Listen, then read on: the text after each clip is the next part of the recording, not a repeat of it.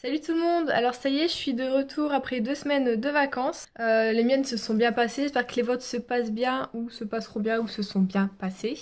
Donc je suis de retour pour un update lecture. Je vous avais fait une vidéo il y a 2 semaines pour vous dire quelle lecture je comptais prendre en vacances.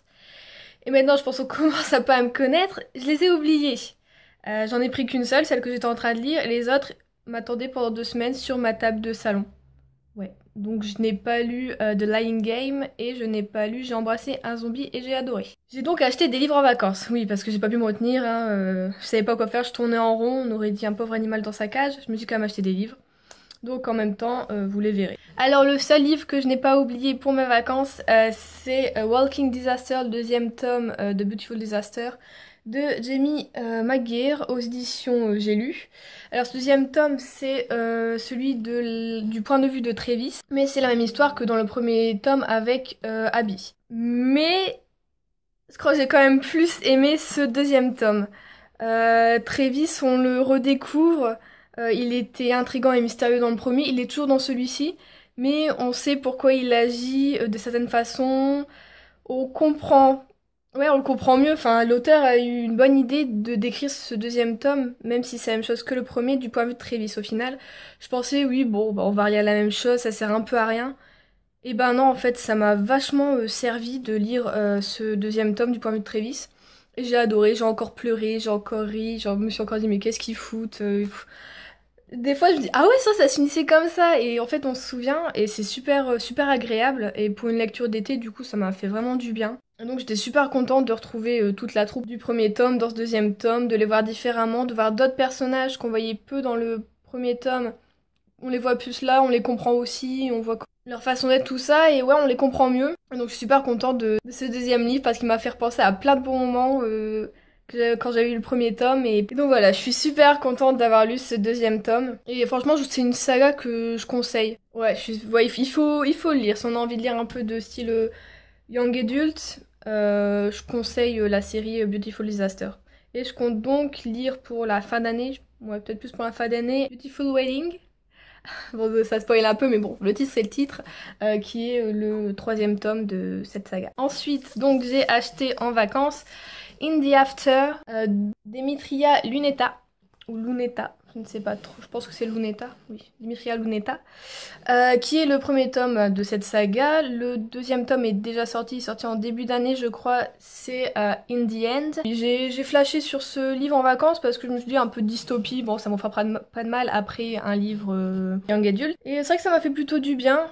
Donc, In the After, c'est l'histoire de Amy. Amy qui est toute seule chez elle durant la fin du monde, hein, on peut le dire, en fait, des créatures débarquent sur Terre et mange les humains, tout simplement. Sauf qu'elle a de la chance, elle a une mère qui fait attention un peu à tout, et donc sa maison est rembarrée de fils électriques. Les créatures ne peuvent pas passer. Elle vit 3 ans comme ça. Elle rencontre quand même au bout d'un moment Baby, qui est eh bien, un bébé de 3 ans. Elle s'occupe d'elle, 3-4 ans je crois. Elle s'occupe d'elle et donc elles vont vivre un peu comme ça, toutes les deux en autarcie, à essayer de survivre aux créatures. Sauf que forcément au bout d'un moment quelque chose va se passer et leur routine va un peu se casser. Et on les suit après comme ça tout au long du livre. Alors c'est un livre en 3 parties. Ma partie préférée c'est la première, c'est là où on suit le quotidien de Amy et de Baby. Et ouais, c'est ma partie préférée. Après la deuxième est pas mal, mais à la moitié de la deuxième j'ai commencé un peu à me dire ouais, c'est pas que ça tourne en rond, mais bon, je voudrais que ça avance plus. Après, ça redevient pas mal dans la troisième partie. Donc, je compte bientôt lire aussi le deuxième tome. J'ai quand même eu un peu de mal à m'attacher à Amy. Peut-être que... Pourtant, non, les personnages sont bien décrits, on sait ce qu'ils ressentent, tout ça, mais je sais pas, il y a eu un petit truc qui a fait que j'ai pas forcément hyper accroché avec elle, mais je l'aime bien quand même, hein. J'aime bien tous les personnages, sauf ceux qu'on ne doit pas aimer forcément. L'auteur là-dessus a fait quand même bien son boulot, mais c'est pas un coup de cœur. D'abord, je l'ai pas mis dans ma liste diamant, j'ai mis dans ma liste or. C'est une bonne dystopie, ouais, mais c'est pas un coup de cœur. Je le conseille quand même pour voir ce qui fait, ce qui se fait en ce moment, de toute façon avec les invasions et choses comme ça. C'est vrai qu'au début, j'ai hésité quand même à l'acheter, je me suis dit, ça fait penser un peu à la cinquième vague que j'avais adorée, et en même temps à Traquer que j'avais détesté. Donc j'étais là, ouh, je sais pas trop. Au final, il est entre les deux. J'aime, et voilà. Donc, ensuite, le troisième livre que j'ai acheté en vacances, celui-là je l'ai acheté dans une librairie discount. Je connaissais pas comme Enfin, chez moi, il n'y a pas, enfin, j'ai jamais fait attention, au pire. Et donc, c'est Les Chroniques de Chronos, le premier tome, Le cabinet des merveilles de Marie Rudkowski. Donc, je l'ai eu pour 5 € au lieu de 15 €. Bon, j'ai été voir un peu sur la Fnac, tout ça, ils les font sur 6 € et quelques, mais bon, là, il est vraiment tout neuf. Donc, je me suis dit, ouais, 5 €, bah, je saute dessus. En plus, le résumé me plaisait pas mal. Il me faisait un peu penser, je sais pas pourquoi, au Fiancé de l'hiver, hein, qui est un très bon livre que j'avais juste adoré. Et un petit peu aussi à Fablehaven, peut-être parce que l'héroïne est jeune, elle a 12 ans.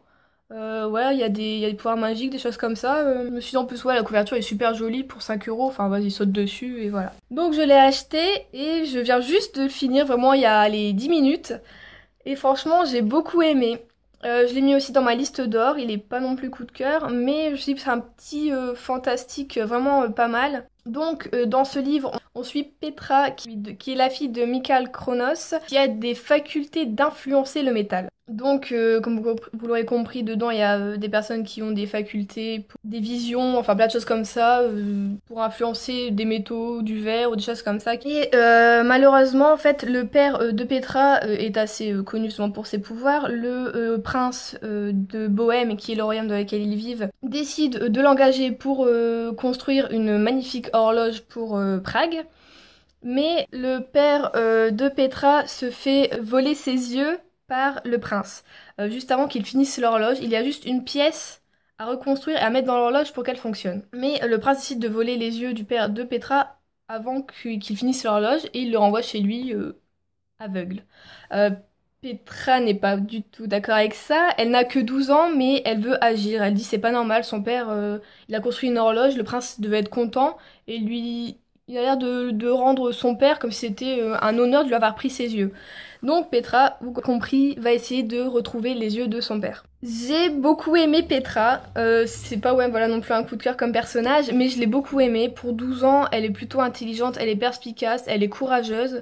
On a un peu d'aventure ouais, dans ce livre. Il y a des réflexions intelligentes. J'ai beaucoup aimé l'univers, l'écriture de l'auteur. C'est un petit livre vraiment sympa et ça m'a fait aussi du bien de le lire maintenant. Je me suis dit, à la rigueur, j'ai bientôt été même contente d'avoir oublié mes livres chez moi.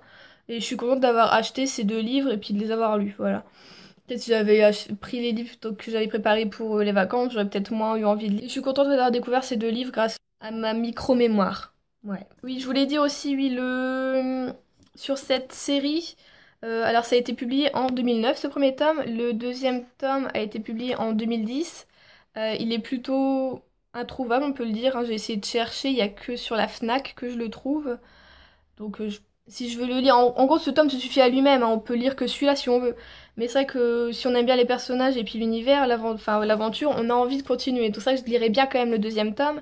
Mais il est là plutôt introuvable, il faudrait que je l'achète sur internet je suppose. Et le troisième tome qui est sorti depuis je ne sais pas combien de temps aux États-Unis n'est toujours pas sorti en France. Donc je pense que les éditions Albin Michel Huys ne le sortiront jamais. Donc après est-ce que ça donne envie de continuer la série ou pas? Donc si ça vous dérange pas de pas finir une série on va dire ou de ne lire que le premier qui, je vous le dis, se suffit vraiment en lui-même, lisez-le. C'est vraiment un super livre. Allez, à partir de 13 ans, on peut le lire, hein, c'est sûr, ouais. Je pense, ouais, peut-être si j'avais lu plus jeune, j'aurais encore plus aimé. Mais bon, j'ai quand même aimé. Donc voilà, ce sera tout pour mon update lecture. Au final, je suis quand même contente d'avoir oublié ma palle chez moi, hein, tête en l'air, mais quand même contente de l'être au final. Donc je vous dis à bientôt dans une nouvelle vidéo. Salut!